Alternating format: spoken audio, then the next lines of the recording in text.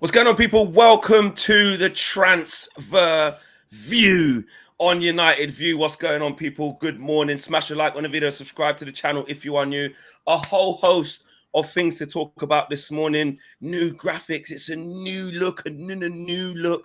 Josh has been working in the laboratory to bring you this stunner, and you lot know what Transfer View is about. It can get tedious. It can get intense. It's going to last all summer. There's going to be all sorts of rumors, but this is our job. This is what we have to do when it's going tough, when it's going good, when it's boring, when it's exciting. It doesn't matter what the emotion is. We still have to cover it. We don't get to just clock off because we don't feel like it. That's not how this thing works. Owen, what say you? How are you feeling in the brand new Transfer View HQ? Transfer View it's very similar to Panenka Studios. You know, that's what I'm kind of feeling like. It's very similar to Panenka Studios. No, you know what? It's already started, hasn't it? And to be fair, it already started, what, the last sort of week or so ago, that we're being linked with everyone, Flex, yeah? 100 million, yes. 100 million budget, forget about it. No 100 million budgets or anything like that. We're being linked to everyone, whether it's Mount, whether it's Rice, whether it's Kane, whether it's Højlund, whether it's Koulibaly, whether it's whoever, whether it's Costa. I could go on already, and the transfer window hasn't even technically started yet. Hasn't even technically started, and we're already being linked to everyone. Yeah, so it's going to be a busy few months. My question to you is it going to be busier than it was last year? Last year was a pretty busy transfer window. Are we expecting another one this time around?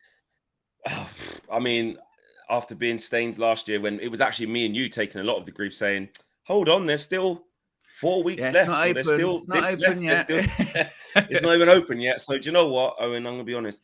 I'm staying away from, it's different this time. We're going to do this. We're going to do that. I've learnt my lesson from last year to predict. To predict that kind of positivity. I know we can't just be negative all the time, but in terms of me going, just calm down. It's this, it's that. Well, it's not open yet, so definitely no one can moan. It's actually not open. So, you know, there you go. But today we're going to be talking about Mason Mount, 50 million bid incoming from Manchester United between Chelsea. That is the report. Man United are going to slap down 50 million quid on the table. We're going to talk about that straight off the bat. United tracking Declan Rice. Is there a transfer U-turn with Declan Rice? Has the priorities changed? There has been reports that we're in for him. Then it was Arsenal. There's always been sniffles of Manchester United interest. Sniffles. We're going to talk more about that.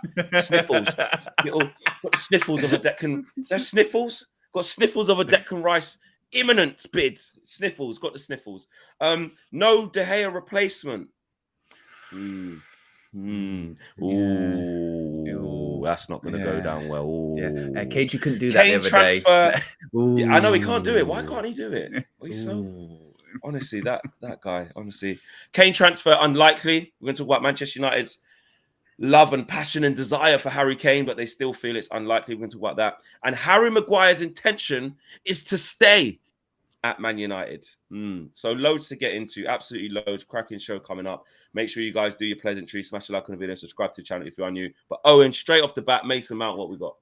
Yes, Mason Mount. So, according to the Telegraph, Manchester United are set to make an offer of £50 million to sign Mason Mount later on this month. Negotiations between Manchester United and Chelsea for Mount were also opened following the Premier League meeting on May 25th. United believe an offer of £50 million is a fair price for him. Even so, Chelsea are expected to demand a substantially higher fee. But the Athletic are also saying that Manchester United do plan to sign 2 players early on in this window to ensure they're ready to join up for pre-season. And one of them is the aforementioned Mason Mount. So a bid is incoming, £50 million. Probably not going to be the final transfer fee. You would think Chelsea want more, but there is a desire certainly to get this deal done early, and they want him on tour. They want him to meet up maybe even prior to the preseason tour. When we're talking about deals and players that can get done early, Mason Mount seemingly is going to be one of them. How quickly do you think this one can happen? Because I saw Mason Mount yesterday at the F1. He was at the Spanish Grand Prix. He was there with Ben Chilwell, and they were there, I think, on behalf of Red Bull. And Ben Chilwell, to be fair, kind of set his mate up a little bit, to be honest, Flex. Yeah, what he did was... Oh, was it him who said that? Well, basically, what they did... pointed who went, oh, was yeah, so he was talking to Ben Chilwell first, Martin Brundle, and he was, asking him, is this the first time you've been here? What did you think? And he was talking, the synchronicity between the engineers is very much like football. I'm very interested. It's really exciting, really good to be here. And then Mason Mount was laughing at him off in the distance. He was giggling at him, and he went, what's he laughing at? What's he laughing at? And he went, you go ask him questions. Yeah. And then he went over to Mason Mount and he said, "Oh, what's he saying?" And Martin Brundle got him. He went, "What's he said?" He went, "He's saying you're joining Manchester United." Boom. And he went, ha, ha, ha. Yeah, he done that nervous little laugh. I'm here to enjoy the race today, sort of thing. So when they do that kind of stuff, Flex, there is something definitely real going on there. But 50 million, do you think that's what it's going to settle on, or are we going to end up going a bit higher? Oh, man, it needs to settle around 50 million. I know the argument of if the player does well, we don't care, it's not our money and all of that stuff. But we do know that we got a lot of things to fix with potentially not the biggest budget this year. That's a big concern. So I've always thought around 50. Around 50 is like my maximum. It's your maximum. Around 50 is my maximum. But I know there's going to have to be a few add-ons with that 50s add-ons. So I think it's going to be between the 50 and 60 in the end if we get him. And to answer your question of how quickly can it be done, I think very quickly if the clubs agree a fee. To be honest, it looks like all the noises we're hearing. It looks like Mason Mount is happy to come. He wants to come. You know, the talks about the personal terms. I know Romano said it hasn't, but so many other people have said it has. It usually means it's somewhere in between. Basically, but Romano says they're not agreed, but it won't be a problem. So it's like maybe he's just trying to say something a little bit different, but the same way to just be a bit different. And that's your job. You don't want to just blend in with everyone else. Your poster's got to stick out a little bit. I get that. So, but basically, we know that personal terms aren't a problem or are agreed, whichever way round it is. It's not. We have to approach the player, and we don't know his intentions. We know his intentions. We know he wants to come, and it won't. It's just between the two clubs. And actually, the significant news now is that dialogue has opened up between the two clubs, well, from what we're being told. And obviously, like we're talking about now, 50 million. I think if the opening bid's 50 million, obviously Chelsea do want the astronomical. They want the 70, etc., etc. I just think with the add-ons, it'll be around 60-ish. Surely they know they can't get 70. Like that is unreasonable. I mean, I know they say they value him at 85, 80. And I get it, homegrown player, Champions League winner, you know, and a player that ultimately, you have to remember this too, a player that they don't want to leave. That's part of it too. Richard Pochettino wants him to stay, but realistically, it is a player with a year left on his contract, and he's not a unique case like a Harry Kane where he's worth 100 million plus more to us. You know, he's worth that amount to us. So we're going to be asking. Their season next season doesn't hinge on whether Mason Mount's there or not. Put it that way. No. So it's not that kind of unique case. I think I agree with you. I think this one could be done fairly quickly. I think United haggle anyway. United always play hardball when it comes to transfer fees anyway, and then end up overspending anyway. So they're the worst negotiators ever. But given the budget constraints, you would think this year that we don't know what it is. I think it is more than 100 million because let's face it, even if we sign Mason Mount for what would be considered somewhat of a low number of 50 million quid, if our 100 million pound is our budget, half of it's already gone. So exactly. So I don't. But can I just say something on that? Can I just say something on that really quickly before you carry on? I did in the press box at Wembley the other day. We were sitting next to Laurie, and we did ask him. I say we. Josh was eating garlic bread and doing what he does, but I asked him. And I was like, Josh is he's just like a little habit. Got it. That's what asking some proper questions. So 100 million the budget, is that really what is he with you? Yeah. Is he with you? That's what he's doing. Forget him. Yeah, he had 12 garlic breads. They're all stacked up. Yeah, 12. And I didn't have any. But anyway, 12, back to the story. By the way, that is an outrage. Yeah. How big were they? Were they big? Like normal size garlic breads? Normal size, like just 12. Yeah. 12. Yeah, but he had a box. He had like the boxes of them ready, but he decided against it in the end. But this is Josh. I'm getting gluten intolerance just thinking about that. Yeah, 100%. But my story is, which I forgot now. Oh yeah, Laurie Whitwell. Basically, cut long story short, before you carry on, I said that thing because we've been saying about the 100 million, haven't we? Like, it must be more. I said to him, like that piece that you wrote with the 100 million, sort of price that we've got to spend. War chest, and he was like, "It's about right, mate. It's about right." Like I've been told. He did say that to me, so he doubled down on it. But you're right, though. It seems off that already we're going to use up the money that pretty much nearly all of it that we've got to spend, and then the rest is just player sales. And I don't know. I mean, also as well, when it comes to transfer budgets in general, you look at last year, whatever, was a big learning curve for me, Flex, because we were partially involved in the Barcelona transfer window with the whole Frankie de Jong stuff, and we were told by a lot of really, again, reputable people that Barca had no money to spend, that they would have to sell to buy, and they did sell a couple of players, but still they ended up spending a lot of money and buying a lot of players. So you do get the impression when it comes to transfers, like budgets are always there, but a lot of the time, particularly these big clubs, and particularly as they get closer to the season and all that kind of stuff, they panic, don't they? They panic.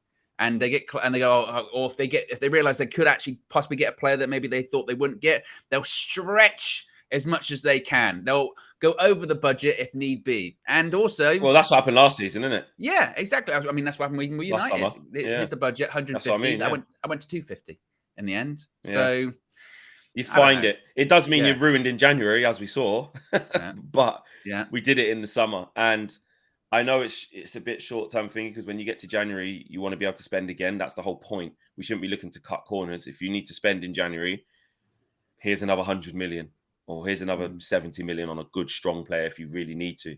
That's what we want to be in. But essentially, if you're going to choose on where to overspend, you're going to do it in summer and try and get everyone in and give yourself the best chance of attacking the season and see how you go. That's what we did this season. And then obviously it crumbled, and then we needed things in January and couldn't get it. And had to make do without Weghorst and Sabitzer. So, look, let's get to the comments, actually, because people still, obviously, again, which we know, not sold on Rice. He's not the guy. One person said, really harsh. I said he's just another Maguire. There was Ruben Neves. Yeah, there you go. Al Mack says McAllister is better than Mount. Ruben Neves is better than Mount. Caicedo is better than Mount. This clown is Maguire. Those players are, apart from McAllister, maybe, are completely different to Mason Mount. Mason Mount's not a holding midfielder like Caicedo, like Neves, for starters. And Neves can't get about the pitch like Mason Mount at all. He's nice on the ball, time and space, good delivery, good on the ball. But he's not Mason Mount, and Mason Mount's not him. They're just this is what's interesting as well, isn't it? Because so you and I can sit here and go, Mason Mount, I don't think was either of our sort of first choice of, that's a play we've got to go get this summer, Mason Mount. But as I said before, I'm not going to sit here and be like, he's terrible, he's awful, because he's not. He's not. No. It's so like black or white, isn't it? It's so binary. He's either good or he isn't. And he's rubbish, as we've also said, like, if the manager wants him and the manager believes he can get something out of him, then I know it's a cop-out, and I know you say sitting on the fence, but we've seen it this season. Marcus Rashford scored 30 goals for the first time in his career in a season. He won our Players' Player and Player of the Year.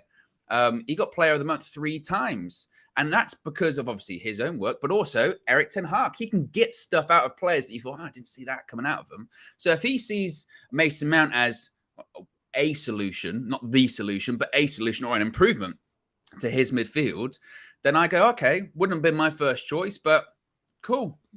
We'll see. And I think with Mason Mount, and I always say you shouldn't, when you do this, you have to do it in context, because you shouldn't just get a player because they're better than McTominay or because they're better than Fred. You shouldn't just get a player just of that.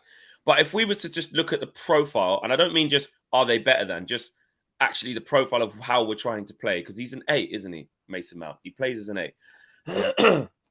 Is he a much better option? Like, is he way better in a forward position in 8 than Fred? 1,000,000%.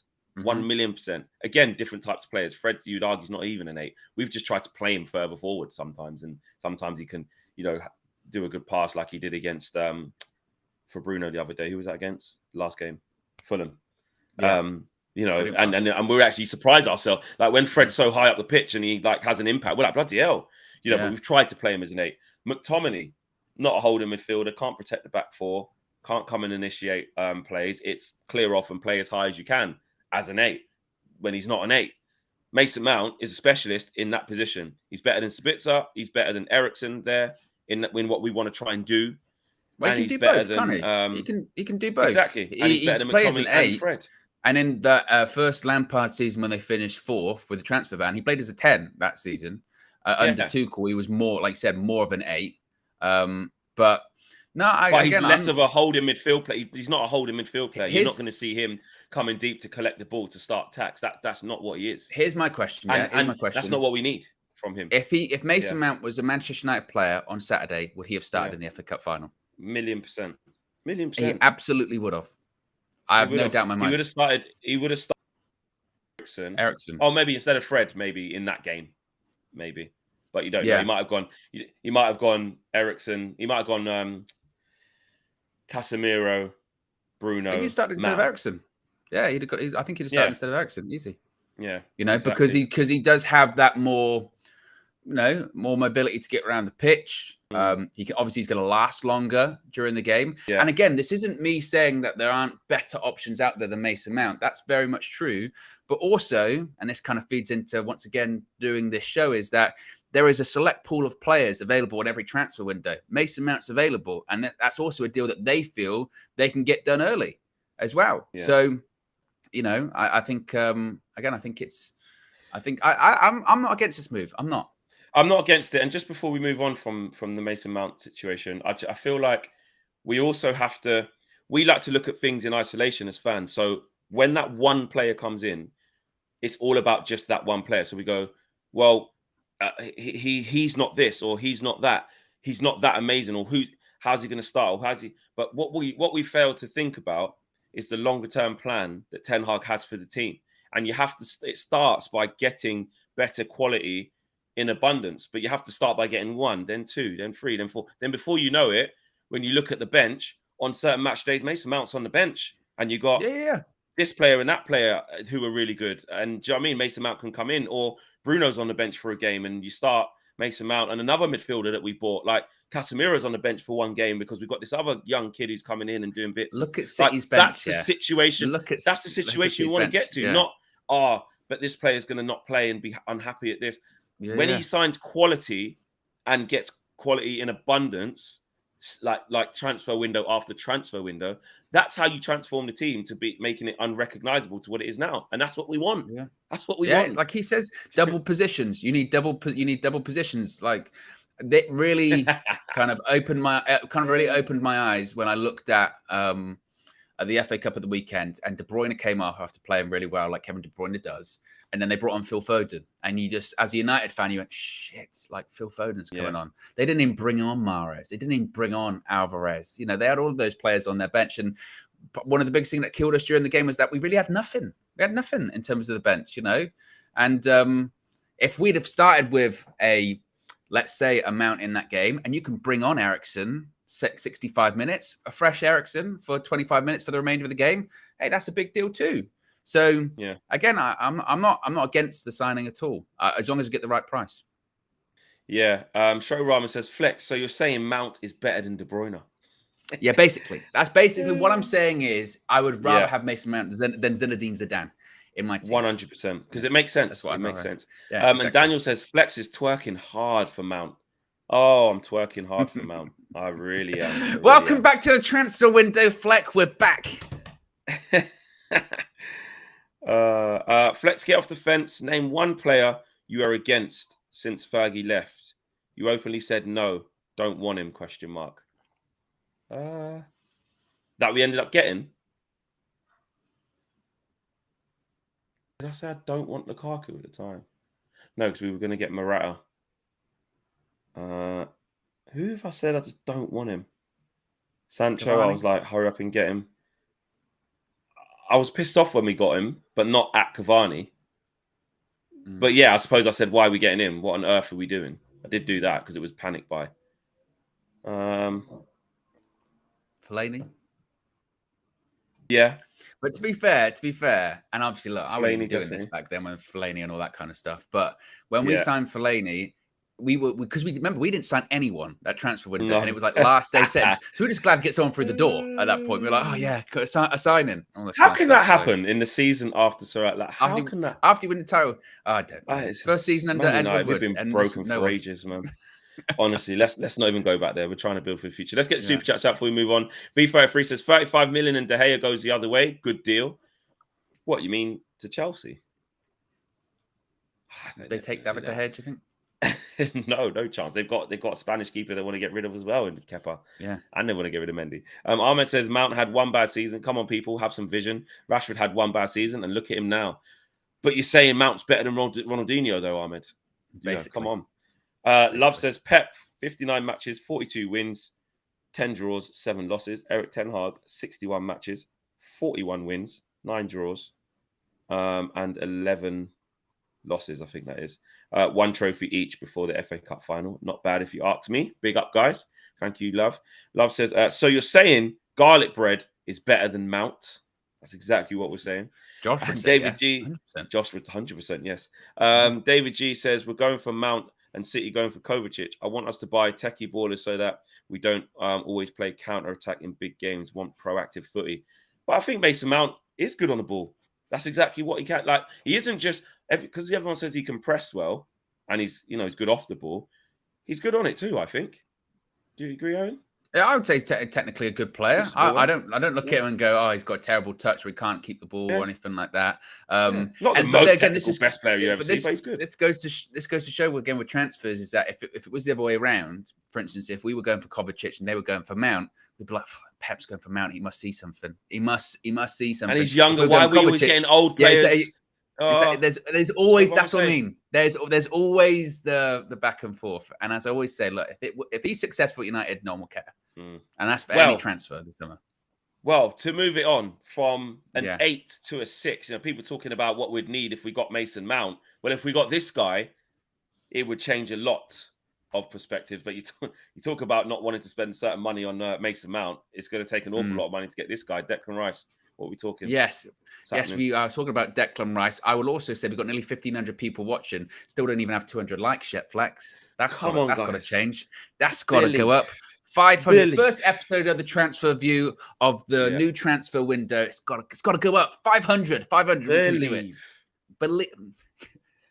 500. Believe. I keep seeing that clip as well. Believe. And then it walks off. Believe. Yes, the Athletic are saying that Manchester United have long tracked Declan Rice, but their recruitment staff failed to form a consensus about a move previously. They are keeping abreast of his situation, but the fee / Ten Hag's priorities lying elsewhere mean a turnaround is required for a formal approach. So very much monitoring FC when it comes to Declan Rice.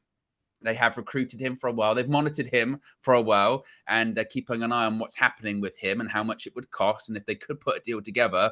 But the priorities lay elsewhere, so they're not sure just yet. Any chance, do you think, of Declan Rice? Is there any chance come the end of the transfer window, Flex, that Declan Rice is in a red shirt that isn't Arsenal? I'm going to say yes. Really? Yeah. Could go Bayern Munich. And an English shirt that isn't Arsenal or Liverpool. I don't know. I think there's something in it. I think you do. I don't know. I think there's something in it. I think it's just money. I don't know where we're going to find the money from. But I don't know. I got a feeling he would probably like to come in, especially if Mason Mount comes. Well, that could be like a big, that whole Agent Shaw thing could be a real thing, couldn't it? Luke Shaw, good friends with both Mason Mount, Declan Rice. Of course, we know that Rice and Mount, really good friends too. Yeah. For me, I've said this before, for me, Declan Rice is not a £100 million player. I think that value is way off. I understand, and this kind of goes back to the Jack Grealish side of things when he was at Aston Villa. To West Ham, he probably is worth that amount in terms of the stability he brings them, keeps. I mean, there's an argument to be made. Like, if Declan Rice wasn't there this season, would they have even been in the Premier League? They're in a European final as well. So with him, they could win that Europa Conference League final and be in the Europa League. They were in the bottom half this season in the Premier League. So they could still end up having a really successful season. Silverware plus European football next season, which I think he would think would be an ideal way to sort of end his West Ham career. A trophy. When's that going to happen again at West Ham? Probably not. A European one at that as well. So it would be the perfect kind of chapter for him to close on. But from a United point of view, I think he's definitely going to leave. Yeah. From a United point of view, I just sort of see it when I go, I don't. Yeah, 100 million. Where is that coming from? No, and that's the key. I mean, say we gave them McTominay and Maguire plus money. How much money though? Because I don't want to give Well, them let's talk those about it. two plus. I don't want to give them those two plus 100.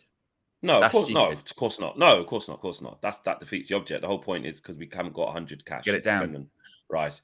How much would combined Maguire and McTominay be? Because they're two players that could play for West Ham, who actually, if you speak to West Ham fans, they wouldn't. I don't think they would mind that. No, I know someone. I was talking to someone about this the other day, a West Ham fan, and he said that West Ham is like the level of Maguire, like Leicester, West Ham, Everton, Villa. Yeah. Pressure's off. Everyone's telling him how crap he is at this level because he is at this level. But go back to that kind of level. No disrespect to West Ham, teams like that. But that's his level. So he was thriving at Leicester. That's what made him look so bloody good. Man United came calling. How much would it cost both of them to combined? To be honest, was it you? I was talking about this the other day, saying the transfer market's crazy in terms of prices. Yeah, the inflation is really there. If I'm selling Harry Maguire and Scott McTominay, I want 40 each. I do. Yeah. I want 40 each. So if I'm giving them two players, I'll be kind. I'll say, look, I'll give you 40 million for Declan Rice plus those two. So those two are combined. And I think that's million. And I think, well, no, I'm saying they're worth more than that. There's you know what I mean? I'm being generous. You're giving them 40, but their quotation's 100. So if you're going to pay 40, that means you're saying those two are worth 60 between the pair of them. Yeah, but I'm saying they're worth more. I'm saying they're worth together 80. I'm saying I'm technically giving you a package of 120 here. I'm being nice. You ain't going to get this kind of offer anywhere else. Yeah. Okay. Door-to-door salesman, I am. I'm going, you won't get this anywhere else. I'm doing this for you. You're my friend. Sullivan, whatever. So take it. Maguire's worth. Someone said no one. You're not getting Rice for Maguire for 40 million. But if West Ham knocked on our door and said we want to buy Rice, Maguire, would say minimum 40. Yeah, and that's not even necessarily based on the fact that we signed him for 80. I think it's more. No, that's actually what he is. England international, Man United captain. 100%. He's not over the hill in terms of his age. No, he's got 2 years left on his contract, I think, as well. Yeah, Something and obviously like we're trying to find the positives in Maguire, which sounds rich coming from us, but we're talking about him going to a level that he belongs at. Do you know what I mean? And you're gonna play him and Zuma, like that's gonna be your strong back too, mate. Do you know what I mean? You're saying I'm giving you a replacement already, McTominay. I'm not saying McTominay's as good as Declan Rice, but I'm giving you a midfielder. No. I'm giving you a replacement. 40 million on top of that, so you can get more. On top of that, and I'm giving you an English international centre back. Yeah, and 40 million change, and if West Ham got 40 million to spend on a player, how much did they get Lucas Paquetá for? How much was he? They don't really spend the 50s, do they? So that's what I'm saying. They can get a top quality player for 40. That's my point. So you're giving them a ready-made replacement in McTominay. You're giving them a defender who can come straight in, and you're giving them two starters. Yeah, because McTominay will start for West Ham instead of Souček. And then you go, here's 40 million. And then you can go and add to Paquetá or go and get another striker. Need someone who scores goals. Antonio's probably going to go as well. Scamacca was 60, but he's rubbish. Oh, you sell him. You hear what Antonio was saying about him? Yeah, he's cussing him. Yeah, I see that. I love that Mikel don't give a shit. He just says it as it is. Souček is not better than McTominay. Come on. Stop that. Souček he is rubbish. He is stiff up, can't move. Come on, man. He is not good. I know you can say there's our level of players where you go, not good enough for Man United, but then there's like run around and play for West Ham. Come on, man. He's better than Souček. Stop that. Don't do that. But yeah, I just think do you know what? This is what I think. I think if Man United could raise the money, forget how or whatever, if they could put the bid in, I think Declan Rice would want to come. I think he would. So you think it's just a case of actually, you know what, the bid coming in. If you can find a way to do it and not, as the report says, and not hinder the other priorities which are still there. Like we can't 100%. Get to the end of this summer and be like, we got Rice and Mount, and we go, what about that striker? We'll do it again next year. That can't do that. Can't do that. Can't be at the expense of a striker. But if there's a way to do it, expense of two shots. But if there's a way to do it, plus get it, then 1,000,000%. Look, Rice, I've always said, I think was overgassed of like how good he is. He's very good. He never looks out of place. In all the big games, he plays well. And actually, when I went to the World Cup and watched him again more closely, again, not looking out of place in the big games, holding his own, powerful runner, travels well with the ball, good in the tackle, good distribution, very rarely loses possession. He's good. He's good. I know that we forget the English hype and tax and how much money he costs. Just think of the player. Does he make Manchester United's midfield better? And does he make it better in the right area? Yes, he does. He does. Yeah. You can't say we'd get Declan Rice and we wouldn't be that much better in midfield. Imagine Casemiro and Rice. And Mount. Innit? Wow, and Mount. Some may say Bruno would have to eat bench for that. Well, the thing I like with that is there's an option to.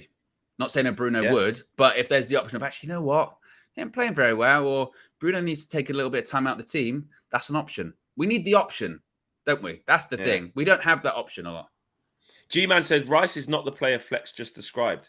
I want to know what the type of player you think he is, G. Let me know. Let me know.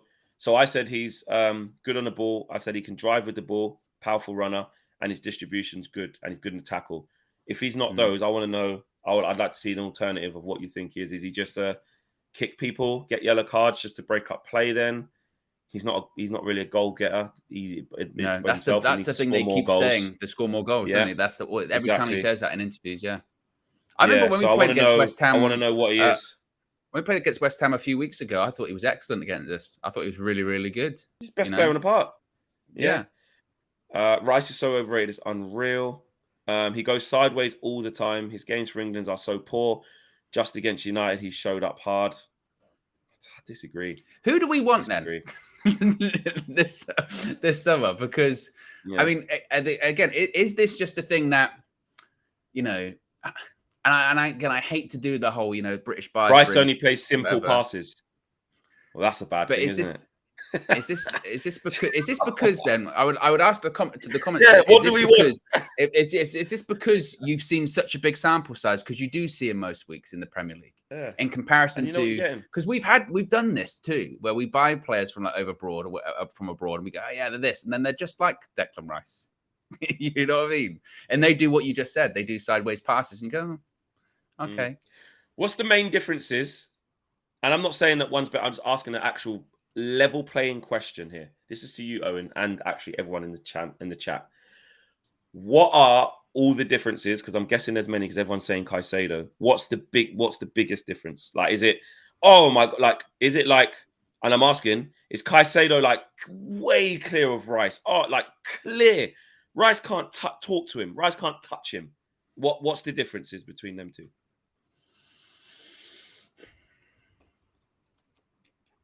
I think a big difference also. I think a difference also is, let's face it, with Caicedo, is he's been playing in a better team this season.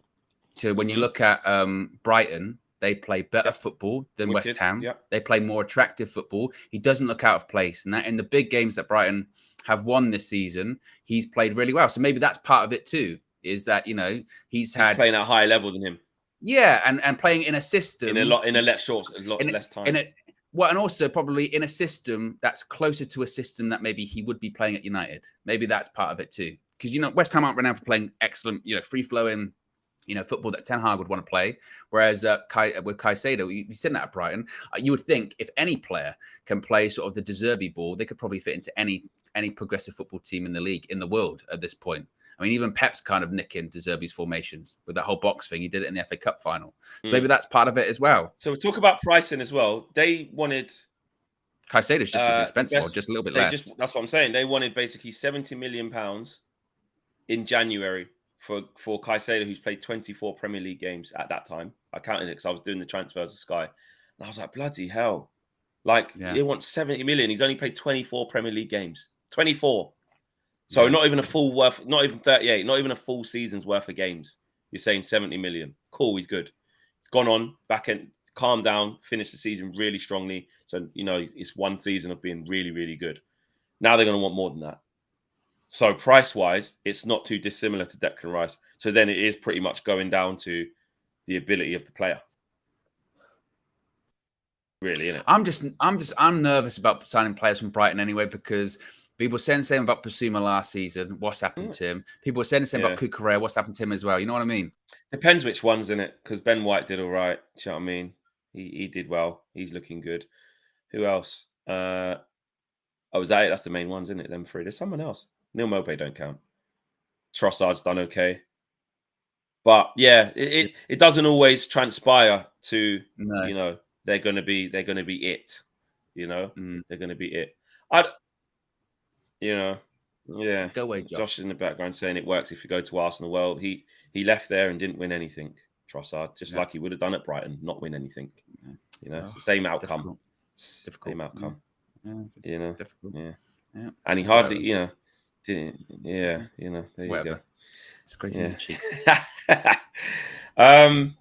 Yeah. So again, I'm not against Rice in terms of making us a better team. I don't think we can argue that. I think anyone who argues that Rice don't make us way better in midfield, I think is just against the English thing, because they're scared of English, you know, Brexit FC and all that hype. Like, he's not just hype. He's good. He's very good. He's just a lot of money that I'm not sure we have. And if we do, we need to be very creative. Like they say, Rice and Mount are overpriced. Not overrated, overpriced. That's how I'd put it. Innit? That's fair. No, I agree. Yeah. Let's get the super chats out. There's loads. So saying we're going right. PS says we have, in quotations, 100 million plus 150 million quid plus sales. But I can see loans maybe to buy next year to balance the books this season. Plus, don't forget the free transfers. Yeah, imagine we get some free transfers. V53 says Mount, Lavia, Kim Min-jae, Kane, and Højlund. Man United will be good. David, double David says, when do you think the takeover will be done? Who knows? David, no idea, bro. No idea. I have no idea. Ray Carl Brown, big up to you, bro. Morning, Flex and Owen. Great season by United. Sad for Saturday. Yeah. But looking up for United now. We are in the exciting time of the summer window. Well, yeah, it will be bits of excitement, but it's going to be a lot of bloody stress as well, mate, of who we're going to get. And because we're in that thing of like the importance of this. I know we said it, every single one's important. When it was Ten Hag's first one, we're like, this is so important. Give him a good base to work. Give him some tools, man, please. Now we've seen what he's managed to work with, what he had last season, and knowing what's glaringly obvious of what he needs next, we're like, please get this right. We know he needs 2 strikers. You've got to get him for him. We know we need 2 midfielders. You've got to get. We know we need another centre back. We've got to get. We know you need a keeper. I'm gone. I'm back. So yeah, hopefully it works out in the right way. Owen's style advisor. You've been taking much advice there, Owen? New style? Clearly. Gone for the plain Adidas look today.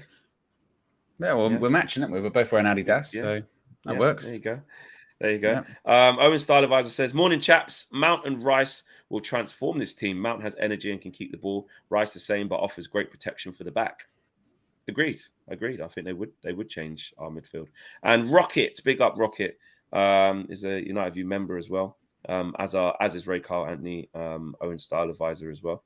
Everyone needs to understand we need to have at least 8 homegrown players. So if we get rid of Maguire and McTominay, we need to replace them. The homegrown thing, is it you have to have grew them? There's 2 types. Come from your academy, just have to be English. There's 2 types. There's homegrown, as in they're English, or they're in the Premier League, whatever. But then there's ones that actually they've come through your academy. So there's so 2 what? types. Even though we bought Garnacho, does that count? He counts as a United homegrown player. Yes. Alanga counts as that. Yes. Would Palestri? Rashford? No. We bought him. We just bought him as a player from. Yeah. Rashford would. And then what? And then after that, it's just you have to have a certain amount of English players. Like Yeah. Do you? You have to have literally a certain amount of actual English players in there. Well, English again. It's or British. There's I think it's British. Well, it's there's 2 types of homegrown. That's what I know from playing Football Manager. Yeah. Well, McTominay, I tell you what, he ticks a couple. He counts as homegrown. Yeah. He counts as homegrown. Scotsman, and he came through our academy. Marcus Rashford, English, and he come through our academy. There you go. Almac, homegrown. They went through English club 3 years prior to the age of 21. Yeah, that's like There's homegrown, you're homegrown, and homegrown, they went through an English club, through those ages as well. Right, Sancho as well. So One. Sancho's is there you go. He was at Watford, then Man City. City, then... Yeah, okay. Interesting. Not English homegrown, being in the academy for 3 years. Right, okay. But no, it don't have to be our academy. Or it does. Not English. Being in the academy for 3 years. For instance, like Pogba is homegrown as well. Yeah, that's mad, that, isn't it? Lingard was. Yes, all right, moving on. So basically, closing statement on Rice, Owen. Yay or nay? I don't know whether it happened or not. I'd take him, obviously, but I think it's too expensive. Yeah, I agree. But I do think he wants to come, and I think if we can get the money, I think we could get him. But I just don't think we'll get the money. No De Gea replacement. We're going to quicken it up for the last three. No De Gea replacement. No goalkeeper signing. Yes. So before we get to that as well, Tactical View coming out today, 1 p.m. Be sure to check that out. A breakdown of the FA Cup final flag. Oh, do we have to? But yeah, be sure to check that out. When it comes to goalkeepers, according to the Telegraph, there are no plans at present for Manchester United to spend significant money on a goalkeeper. This goes in with the other story that was out there suggesting that David De Gea is still set to sign a new contract and Manchester United extend his stay, but the assurance of being number one is not there from Erik ten Hag. But according to the Telegraph, Flex, we're not going to spend significant money on a goalkeeper, which would maybe possibly rule out Diogo Costa, would it not? It would, yeah, as a big money. It was always a concern of not being able to spend big on a keeper this year. And I know it has become higher up the priority list than we thought, definitely than I thought. I've seen the light with De Gea, 100%. He's got to go. But the fact is he's not going to. I think the last few months of the season, I think really probably shocked Ten Hag. And people could say, why should it shock him? He's been rubbish. Obviously people have been on this De Gea thing for a long, long time. So big up to those people. They're the people that are going to say, shouldn't even shock him. He's been awful for ages, etc., etc., etc. But in terms of Ten Hag had his eyes on the strikers, the midfield, not controlling games, etc., etc. He wanted to make De Gea like one of the last priorities, but he's worked his way up the list. Yeah, hasn't he? And the proximity of his contract makes him more of a priority because the decision has to be made now, doesn't it? It has to be made now. So he's worked his way up the list, and again, it comes down to money. Does Ten Hag invest in players that will help us keep the ball better and score more goals as well by finishing the dinner and being present, actually just being as a striker? Invest heavily there, especially because we want Harry Kane. That was going to use up every part of our resource to get him. Plus need luck as well. But he did clearly say last week or the week before, I will not always say he's going to be my number one. Ten Hag does want to change him. He does, I think. I just think he's not sure how much he can spend in that area. He certainly can't go and spend 65 million on Diogo Costa. He can't. I am starting to think there is definitely, and this might be the ultimate jinx, and an announcement's made today or tomorrow or something like that. Yeah, but it's coming. I am starting to think there is something in, like, they could have announced that at any point. That deal has been ready for the last month or so with De Gea, and maybe it is a case of Ten Hag just sort of, again, like you said, waiting, just seeing like how much budget do I have and who is actually available, who is out there, because. And it is such a difficult one because, look, De Gea did win the Golden Glove this season in the Premier League. And granted, it's not the perfect metric for how well a goalkeeper is doing, because you can have clean sheets whereby the goalkeeper does nothing. And you can have clean sheets where goalkeeper makes 10 million saves and that you definitely earn that clean sheet that day. But at the same time, what we have seen this season, as well as De Gea winning games on his own, which he has, we've seen us lose important games. We didn't lose the FA Cup final because of David De Gea, but there was a part in that. The second goal he should have saved. I still think it's crazy that some people were trying to suggest that, oh no, it was just because going through bodies. It can't go in. The ball bounced twice before it got there. He got his hand to it as well. I think if you asked David De Gea, he would say, I should have saved that. He'll know that he should have saved that. He should have shuffled his feet more and he got his hand across. If you get your hand to it, the way he got his hand to it, he should tip that wide. and he'll know that. And in big games, particularly as you mentioned, towards the end of the season, of Sevilla away, he was at fault that day. West Ham away, he was at fault Both that goals day. were his fault. Come on, Show Rahman. That's first one. Jesus Well, the Christ. first one, I wouldn't say the first one. I think, in my opinion, the first one, I think I said before, obviously it's great technique by Gundogan. I think it just takes everyone by surprise. You don't expect them to launch a volley like that 10 seconds into a game. You're like, shit. No. Everyone was like, You can't what stop happened in that game? Yeah. So I'm not He putting still the could blame have on him for dived that one. though. Come on, it's got about 100 miles. Guys, come on. We're clearly on this De Gea's got to go thing, but don't. Come on, Lindelof didn't even win the header, and it just goes straight to him, and he just whacks it in the. Come on, it wasn't. Well, powerful. I think put it this way: if that was at the end of the pitch, and the same thing happened 10 seconds in, I don't think Ortega saves that. Honestly, I think from a keeper's point of view, you kind of stunned. You don't expect that to happen. The second one again, no doubt. Save that first one. Oh my God, is that what we're doing here? Anyway, let's just stick to the point. Let's stick to the point. We all agree. No doubt, the second one he should do better. And then also on top of that, in that final, in those kind of games, for 20, 30-minute periods, the ball was just being hoofed up the pitch, and it wasn't conducive to trying to be on the counter attack or anything like that, or beat any kind of press. It was just playing into their hands. So there is something to be said, and Cam and Marcel had said it previously about, maybe you do get a goalkeeper in that's, less amazing shot stopping, but it helps the team more in terms of playing out from the back, playing how the manager wants to play. And also, as much as we talk about him being a great shot stopper, he's got mistakes in his locker, and he's done them in really important points over the last couple of months. Making too many mistakes. Yeah. Our argument, and this is what you have to be able to do when you talk about football day in, day out, and evidence gets presented to you. There's a point of no return, and he's making too many mistakes. He's costing us games. But the backup argument always used to be he's won us games single-handedly this season, which he has. But the flip side, like you said, is he's lost us games single-handedly. Like, in the margins of that fine against good teams like City, if we make mistakes like that in goal at 1-1, it's almost impossible to come back from that. With this team in its current form, where we don't score goals, we haven't got the quality and depth that City got. Let's face it, Flex. We were fortunate to come back anyway in that game. We got a penalty that was a penalty, but you get a bit of luck to get that penalty. We weren't creating a goal from open play for 90 minutes of that game. So when you get back to 1-1, you can't afford to can't make mistakes. What you're going to need. Ten Hag said is an avoidable. They said they were both avoidable goals. Soft goals. And exactly. You have to at 1-1. Let's face it, to win, we're going to have to rely on another moment to get a goal, like a set piece, like how we nearly scored the equaliser. There's a bit of a melee in the 6-yard box. McTominay headed it, and then the keeper tapped it onto the bar or whatever happened. It had to be something like that. You know what I mean? So it is what it is. But yes, I think the fact that he is going to stay is obviously going to, the whole fan base is going to be.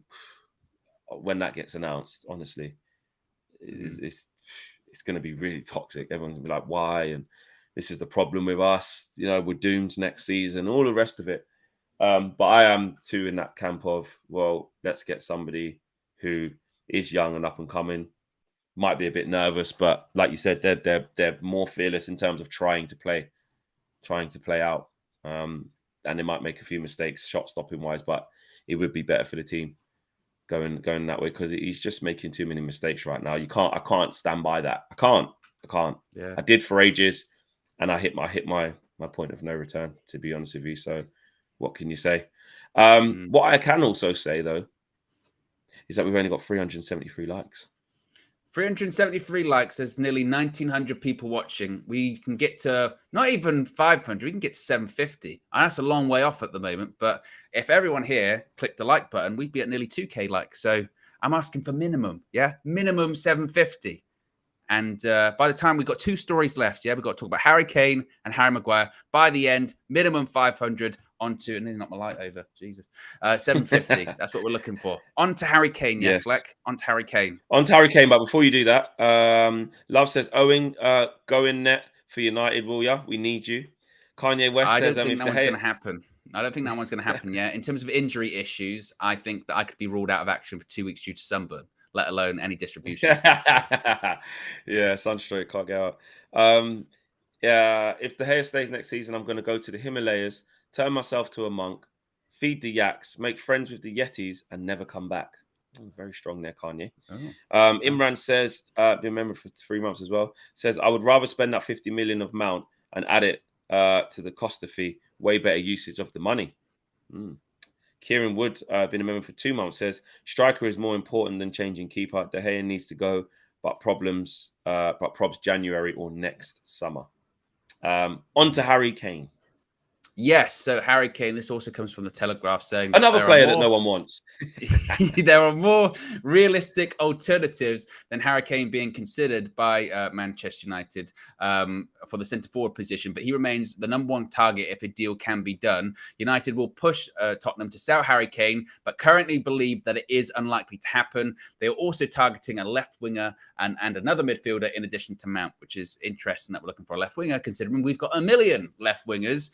But there is a feeling, like they said, they're still going to push. Like we said, I think they're going to put in that courtesy offer for Harry Kane, but they are certainly very aware that it is unlikely. I think what really hurts it now as well, Flex, is that Karim Benzema is leaving Real Madrid, and they're in the market for a world-class striker this summer. And I think if Daniel Levy had to sell, if he had to, he probably would be more than happy to ship Harry Kane off abroad and not affect his chances in the Premier League. And I think United might be in a bit of trouble, big trouble when it comes to getting Harry Kane, because I think that one might happen. What do you think? If he wants to go, it will happen. If Real Madrid come in for Harry Kane and put a bid down and Levy accepts it, it's whether Harry Kane wants to go there.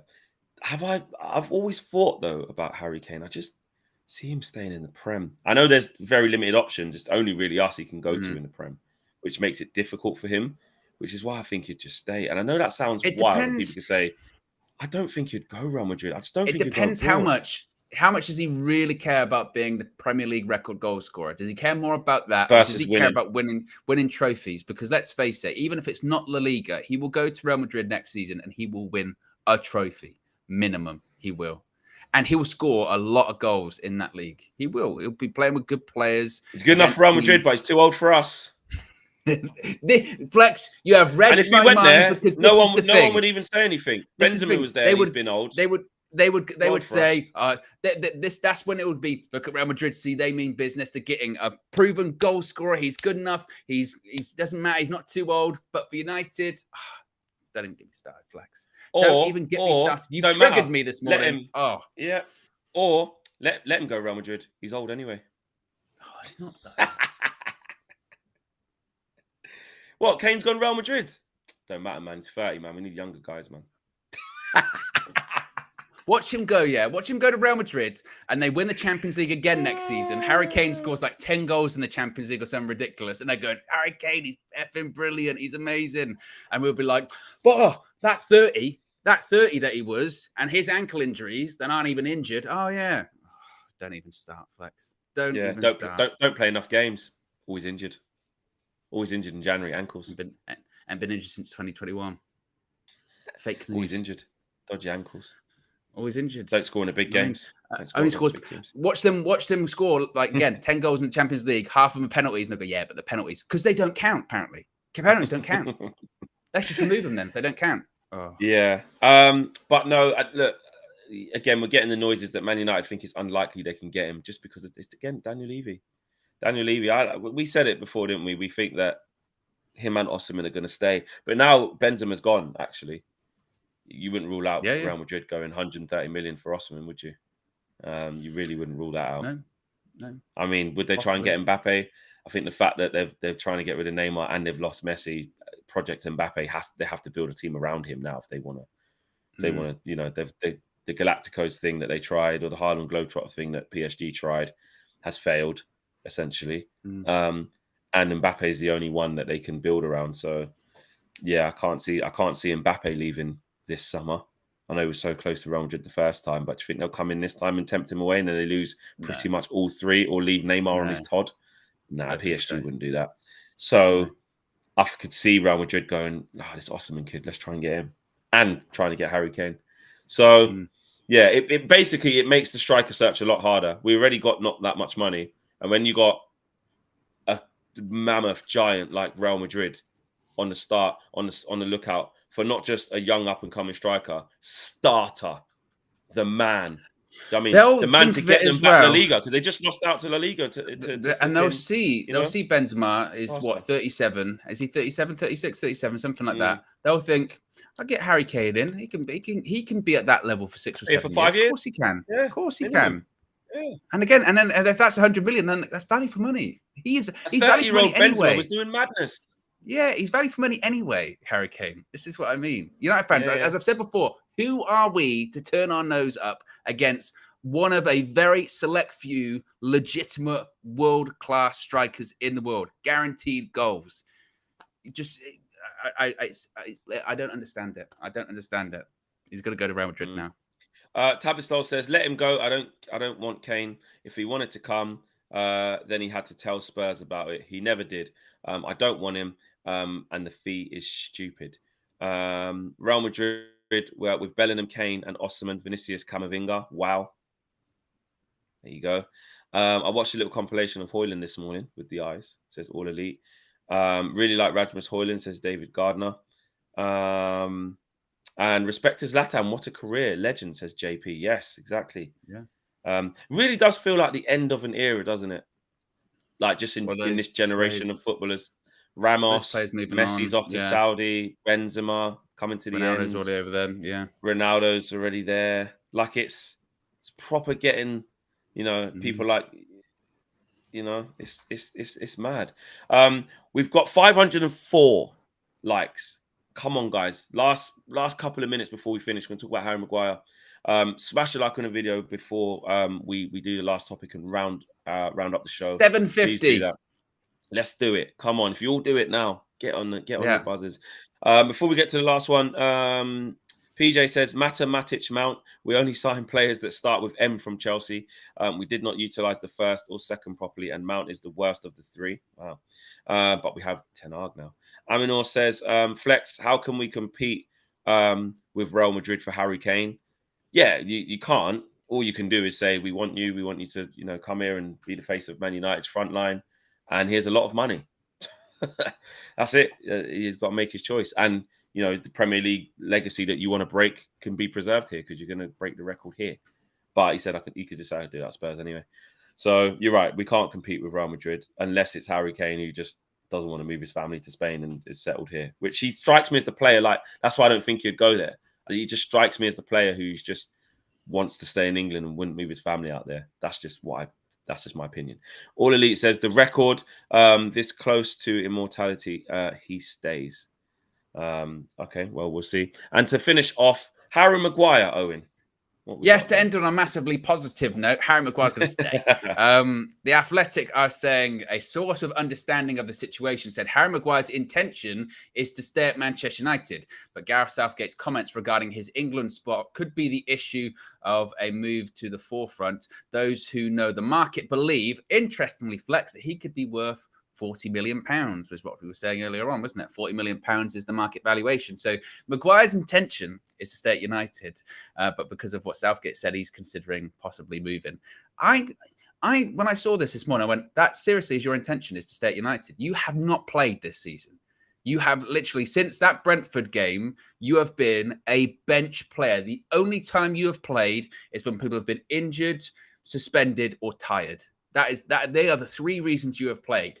And you know for a fact, you're not working your way back in. Like, it's not even a case of like a Wan-Bissaka or when you get a chance, you'll prove yourself, because you've had those occasional chances this season. It hasn't happened. There are too many people ahead of you, whether it is Varane, Martinez, Lindelof, Shaw, let alone bringing in a Kim Min-jae. So that's 5. Your intention could be to stay, but you're not going to play. I don't see how it can. I said the only way this can happen is, remember the other day, I was like, Harry Maguire, I think I was explaining to KG, I think Josh was in the car. I was explaining to KG about like how, remember, because we have to pay him off 10 million. And KG was like, but another club have to pay him that. I'm like, no, he's got a contract for another 2 years. If you want him to shift, you have to give him that. Yeah. Because you have to work something out.